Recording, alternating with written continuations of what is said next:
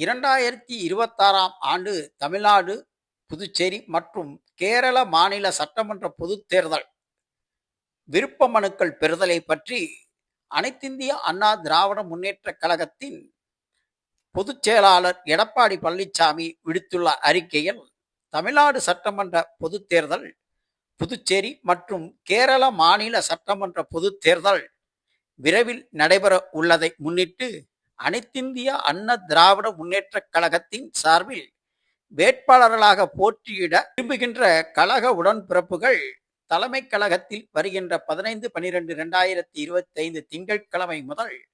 23/12/2025 செவ்வாய்க்கிழமை வரை தினமும் காலை 10 மணி முதல் மாலை 5 மணி வரையிலும், முதல் நாளான 15/12/2025 அன்று நண்பகல் 12 மணி முதல் அதற்கான படிவங்களை பெற்று